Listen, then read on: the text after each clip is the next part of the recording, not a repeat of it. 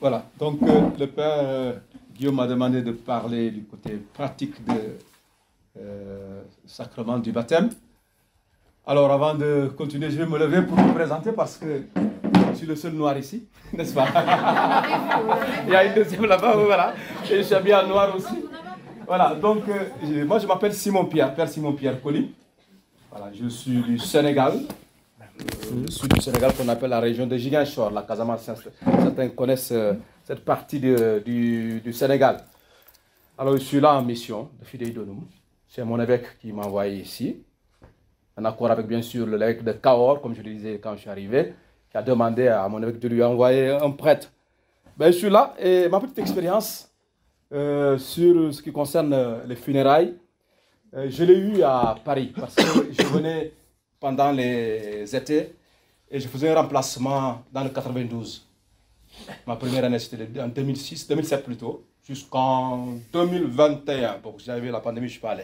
Et c'est comme ça que j'ai allé parachuter ici.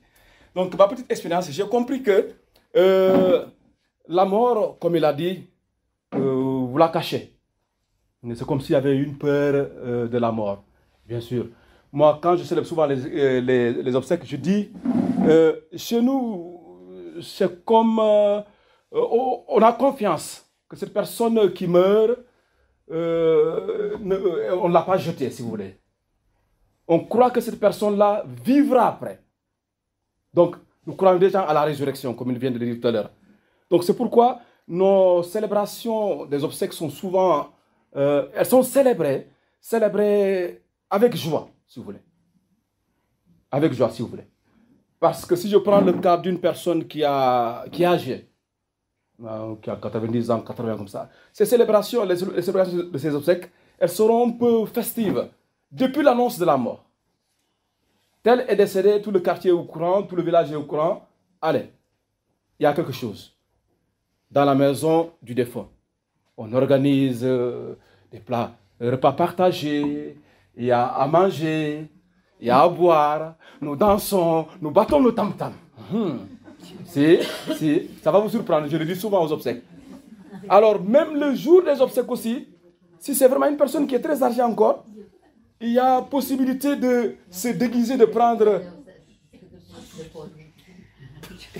Il y a possibilité de prendre, même si c'est une personne qui est très âgée, qui marche avec une canne, le jour de ces obsèques, avant de l'amener à l'église, dans la maison, tu vois des gens qui l'imitent, hein, qui s'habillent comme lui, ils ont la canne, qui font comme lui, qui me parlent comme lui, et tout le monde rit.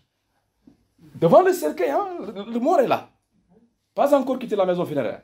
Donc c'est vrai qu'on n'a pas la même culture. Non. Voilà, la même culture. Alors, donc je vois parfois, comme il l'a dit, et j'ai rarement que tu vois des enfants aux obsèques. Hein.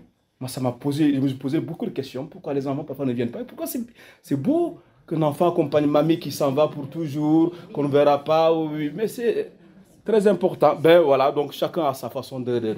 Mais encore une fois, comme il a dit, la mort pour nous chrétiens, nous croyons qu'il y a une vie après la mort. La vie éternelle. Donc comme il a bien exposé, donc c'est un choix. Dieu ne force personne. Nous sommes tous libres. Hein? De faire le bien ou de faire le mal. Chacun est libre. Donc alors le Père m'a demandé de vous parler un peu du sacrement de baptême, qui baptise d'abord. Voilà. Tout le monde peut baptiser. Hein? Tout chrétien. Moi je prenais l'exemple quand j'étais là-bas au Sénégal, j'étais en pleine brousse. On a souvent des gens qui tombent du palmier parce qu'ils vont chercher le vin de palme. Et ça arrive souvent. Voilà. Ils ont une ceinture. Quand la ceinture n'est pas bien attachée, tu tombes. Soit tu casses ta colonne vertébrale ou bien c'est un peu difficile. Alors je leur ai dit, si vous allez en brousse, vous apprenez que quelqu'un est décédé, que quelqu'un est tombé du palmier, vous voyez que la personne là veut être baptisée. Même si la personne n'est pas chrétien, c'est pas un chrétien plutôt. Vous pouvez baptiser cette personne-là. Ils vont dire, oh non, là que vous faire. Je dis non. C'est très simple. Pour que la personne soit baptisée, vous prononcez les paroles, je te baptise. Les trois paroles. Je te baptise au nom du Père et du Fils. Vous connaissez, c'est bon. Voilà. Donc vous pouvez baptiser. Voilà. Au nom du Père et du Fils et du Saint-Esprit avec l'eau. Alors maintenant, quand la personne est baptisée et qu'elle meurt, on pourra l'enterrer comme tout chrétien.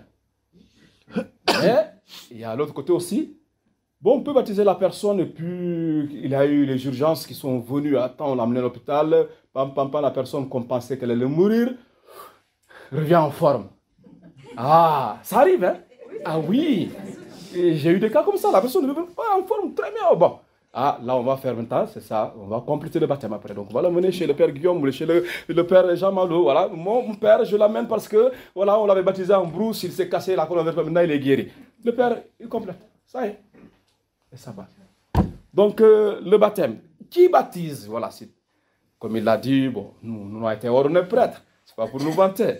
Hein? Donc, moi, j'ai enterré ma maman. Bon, voilà. Donc, la famille a dit tout de suite, donc, c'est toi qui l'enterres. Voilà, ils ont tous enterré. Donc, c'est qui baptise? C'est le prêtre. Il n'y a que le prêtre qui peut baptiser. Sous condition, c'est quand vous baptisez-vous. C'est la en danger de mort. Sur l'autoroute, par exemple, vous trouvez quelqu'un qui, voilà, fait un accident, qui est en train d'agoniser, qui dit, moi, je veux être baptisé. Tout le monde peut le baptiser, si vous avez de l'eau. Donc, pour baptiser, donc, vous baptisez en prononçant ces paroles. Donc, les prêtres. Donc, quand il a dit, quand il y a des problèmes, ah, faites-nous signe. Hein. N'attendez pas la dernière, mais pour dire, tiens, mon père, bon, j'ai intervenu plusieurs fois à l'hôpital parce qu'on m'a appelé, voilà, il y a quelqu'un qui... La dernière fois, ça m'a fait très mal, un cas très récent, je suis arrivé, la personne venait de mourir. À Orthobadial. Ah oui, ça m'a fait très très mal, ça je ne vous le cache pas. Ça m'a fait très mal. Alors je me suis habillé, j'ai porté le masque et j'ai fait la prière devant sa famille. Donc n'attendez pas, comme l'a dit le curé, ou n'attendez pas jusqu'au moment où vous savez que voilà, ça y est, il lui reste quelques secondes. Bon, mon père, vous venez. Moi j'ai couru, hein, sans blague. Hein. D'ici quand on m'a dit que la personne, j'ai couru, j'ai dit, ah, il faut que j'arrive avant. La première fois que j'ai couru, je suis arrivé et la personne n'était pas morte.